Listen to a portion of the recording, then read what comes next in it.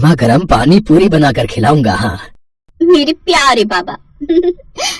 रीना खुशी खुशी बस पकड़कर कॉलेज चली गई। कॉलेज में सौम्या को भी उसने ये बात बताई तो वो भी बड़ी खुश हुई।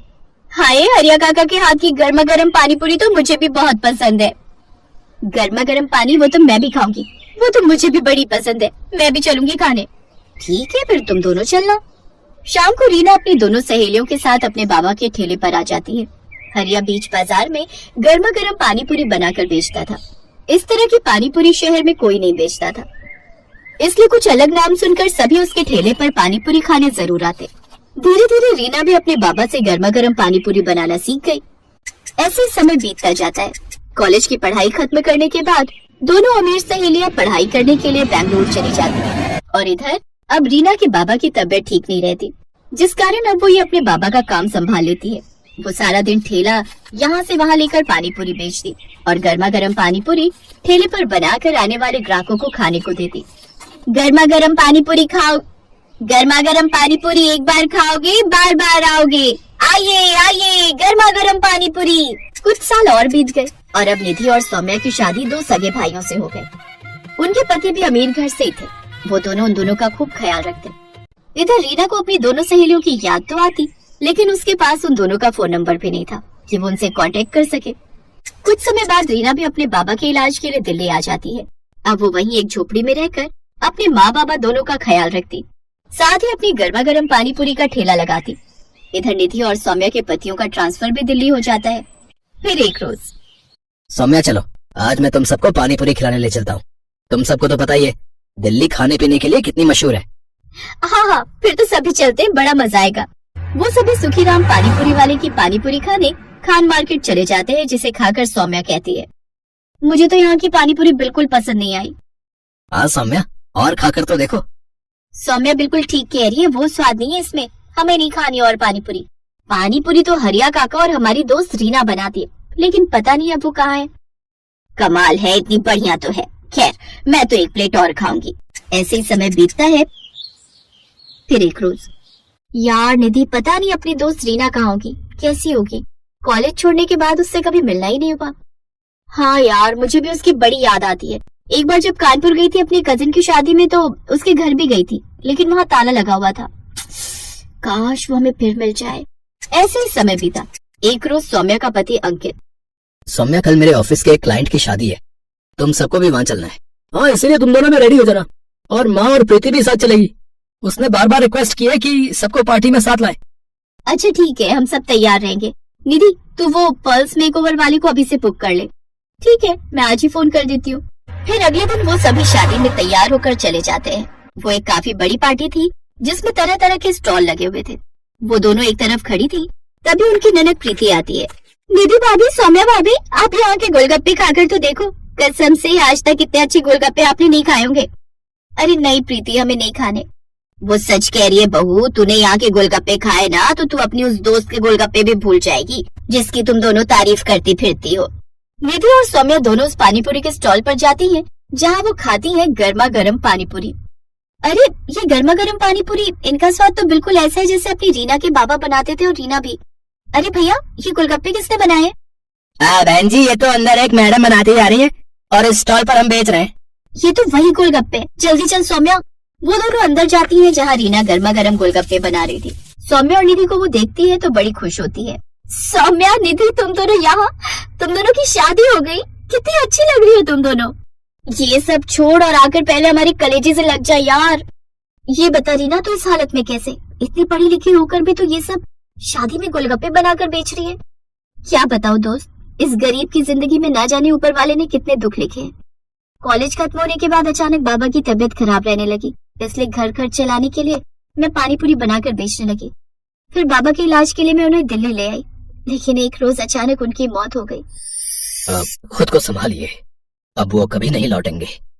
इन्हें कैंसर की बीमारी थी जो इनके लंग्स तक फैल चुकी थी। फिर खुद को संभाल कर रीना ने अपने पिता का दाह संस्कार किया, लेकिन पिता के जाने के बाद उसकी माँ भी सदमे में चली गई और उन्होंने भी बिस्तर पकड़ लिया। और फिर एक रोज, मेरी बच्ची, मेरे अलावा तेरा इस दुनिया में है ही कौन? अगर तेरे हाथ पीले हो जाते तो मैं बेफिक्र होकर मर सकती थी। नहीं माँ, मैं बड़े से बड़े अस्पताल में तेरा इलाज कराऊंगी। रीना ने दिन रात पैसे जमा किए थे। उसके पास जो भी थोड़ी बहुत जमा पूंजी थी वो सब माँ के इलाज में खत्म हो गई। साथ ही कुछ पैसा कर्ज पर उठाती है लेकिन वो भी खत्म हो जाता है।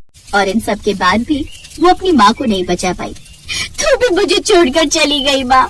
अब मैं अनाथ हो गई। मैं किसके भरोसे रहूंगी? अब मैं थकी हारी काम से आऊंगी तो कौन मेरे सर पर प्यार से हाथ फेरेगा माँ? कौन? उस दिन के बाद मैं अकेली दिल्ली की सड़कों पर गर्मा गर्म पानी पूरी बनाकर बेचने लगी और अपना पेट पालने लगी और शादी ब्याह के ऑर्डर भी लेने लगी। तो मत रो रीना, अब तो अकेली नहीं है। तेरे पास तेरी ये दो सहेलियां यानी कि बहनें। अब से हम तेरा खूब ख्याल रखेंगे। हाँ चलो, तुम्हें सबसे पहले अपने ससुराल वालों से मिलवाते हैं। वो दोनों रीना को अपने ससुराल वालों से मिलवाती हैं और सारी बात बताती हैं। अब वो सौम्या को अपने घर में ही रहने के लिए कमरा दे देते हैं। साथ ही उसके लिए एक बड़ी दुकान भी खुलवा देते हैं जिसमें वो गर्मा गर्म पानी पूरी बनाकर बेचती है। अब उसका काम और भी अच्छा चलने लगता है और कुछ ही दिनों में वो खुद का रेस्टोरेंट खोल लेती है। फिर कुछ समय बाद अंकित के एक दोस्त को रीना पसंद आ जाती है और वो उससे शादी कर लेता है और अब रीना भी खुशी खुशी अपनी जिंदगी जीती है।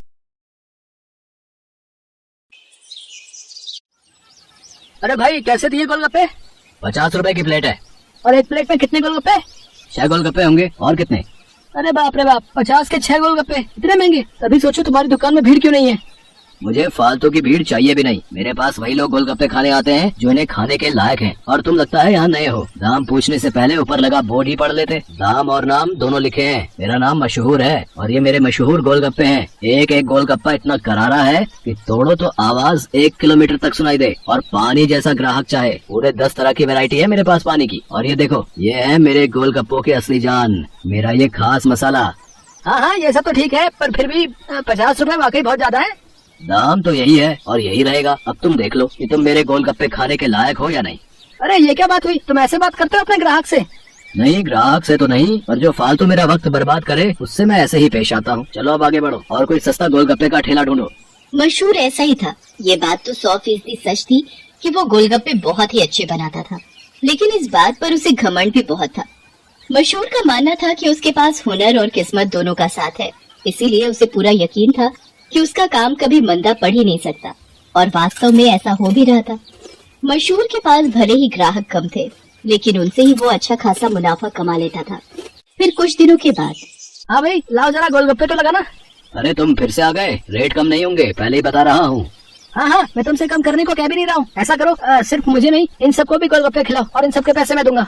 हैं, पगला गए हो क्या? अब ऐसा करो, पहले पैसे रखो मेरे सामने, फिर बात करना। तुम भी ना बड़े शक्की हो। ये लो, ये रखे तुम्हारे पैसे। इतना कहकर सूरज ने पूरे 2000 रुपए मशहूर के सामने रख दिए। सूरज अपने साथ जिन लोगों को लेकर आया था वो देखने में ही गरीब लग रहे थे। मशहूर ने सभी को गोलगप्पे खिलाए जिसके पैसे सूरज नहीं दिए। फिर सबके जाने के बाद, क्या बात है भाई, कोई लॉटरी वॉटरी लग गई है क्या? अभी तो नहीं लगी, पर जल्दी लगने वाली है। क्या मतलब? तुम्हें कैसे पता कि लॉटरी लगने वाली है तुम्हारी? क्योंकि निरंजन बाबा ने मुझसे ऐसा कहा है। वो बहुत ही बड़े सिद्ध बाबा है। उन्होंने मुझसे कहा है कि मैं जितने लोगों का पेट भरूंगा वो भी बिना उनसे कुछ लिए मेरी लॉटरी लगने के उतने ही चांसेस बढ़ जाएंगे। तुम भी निरे उल्लू हो भाई, हैं? बाबा जी ने तुम्हें गरीबों को खाना खिलाकर कुछ भला काम करने को कहा होगा। जितने पैसे तुमने मेरे गोलगप्पे खिलाने में खर्च किए उतने में तो तुम पूरा भंडारा कर सकते थे। मैं जानता हूँ, पर मुझे इन लोगों को कुछ ऐसा खिलाना था जो इनके बस के बाहर हो। खाना तो कोई ना कोई इन्हें खिलाई देता होगा, पर तुम्हारे गोलगप्पे वो इनके नसीब में कहाँ से आते? और बाबा जी ने मुझसे यही तो कहा था कि जाकर किसी का नसीब बदलो, तो मैंने बदल दिया। अब देखना मेरी लॉटरी जरूर लग जाएगी। मशहूर और सूरज बात कर ही रहे थे कि तभी सूरज का फोन बजने लगा। हेलो, हाँ भाई, क्या क्या तू सच बोल रहा है? सच में? वाह वाह वाह भाई, मजा आ गया भाई, मजा आ गया। तो वही रख, मैं बस वही आ रहा हूँ, वही आ रहा हूँ। अरे अरे क्या हो गया? कहाँ भागे जा रहे हो? मेरी लॉटरी लग गई भाई, वो भी पूरे 10 लाख की। शुक्रिया भाई, शुक्रिया, बहुत शुक्रिया यार। सच में तुम्हारे गोलगप्पों की वजह से ये सब हो पाया। अच्छा अब मैं चलता हूँ, मैं फिर आऊंगा और अगली बार और ज्यादा लोगों को लेकर आऊंगा। तुम तैयार रहना। इतना कहकर सूरज वहाँ से चला गया, लेकिन मशहूर को सोचने पर मजबूर कर गया। मेरे गोलगप्पे ऐसा भी कर सकते हैं, मुझे तो पता ही नहीं था। अगर मुफ्त में मेरे गोलगप्पे खिलाकर इस लड़के की किस्मत खुल सकती है तो फिर मेरी क्यों नहीं? हाँ, अब से मैं भी लोगों के नसीब बदलूंगा। अब वो नहीं, बल्कि मैं खुद अपने गोलगप्पे लोगों को फ्री में खिलाऊंगा। अगले दिन मशहूर ने सबसे पहले अपने लिए एक लॉटरी का टिकट खरीदा और फिर उसके हाव भाव बिल्कुल ही बदल गए। साथ ही उसकी दुकान का बोर्ड भी अब गोलगप्पों की कीमत की जगह पर लिखा था बिल्कुल फ्री। मतलब वो सच में अब लोगों को मुफ्त में गोलगप्पे खिला रहा था। साहब कभी सपने में भी नहीं सोचा था कि आपकी दुकान में खड़े होकर गोलगप्पे खा सकूंगा। ये भगवान आपका भला करे, आपकी खूब तरक्की हो, आप जो चाहो वो सब आपको मिले। मैं भगवान से यही प्रार्थना करूंगा। मशहूर को पहली बार किसी ने ऐसा कुछ कहा था। मशहूर को बहुत अच्छा लगा, लेकिन अब भी मशहूर के दिमाग में उसका खुद का फायदा पहले था। उस दिन अपने बनाए हुए सारे गोलगप्पे मुफ्त में खिलाने के बाद वो फौरन लॉटरी ऑफिस पहुंचा। मशहूर चंद, हाँ मुबारक हो, आपको इनाम मिला है पूरे 10,000 का। क्या सिर्फ 10,000? पर पहला इनाम तो 10 लाख का था।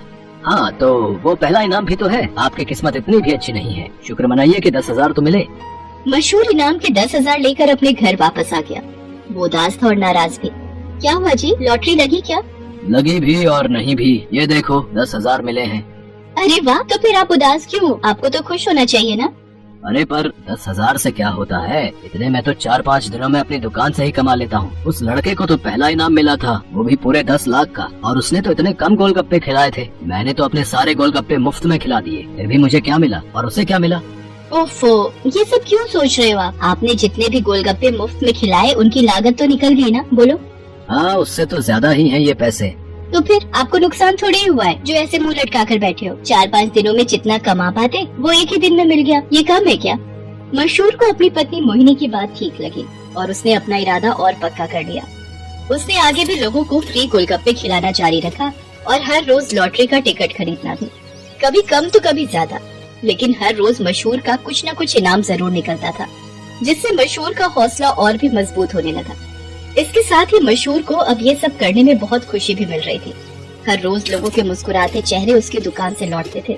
उसके गोलगप्पे ना जाने कितने मायूस चेहरों की मुस्कान बन रहे थे। फिर एक दिन, अरे मशहूर भाई, ये क्या है? ये कमाल कब से हो गया? बस तुम्हारे जाने के बाद से ही। लेकिन माफ करना भाई, अब तुम फ्री में गोलगप्पे नहीं खिला पाओगे किसी को, क्योंकि ये काम अब मैं करता हूँ और लॉटरी भी मेरी ही लगती है। हाँ तुम्हारे जितना बड़ा इनाम तो नहीं लगा अब तक, पर मुझे उम्मीद है कि कभी न कभी वो कमाल भी हो ही जाएगा।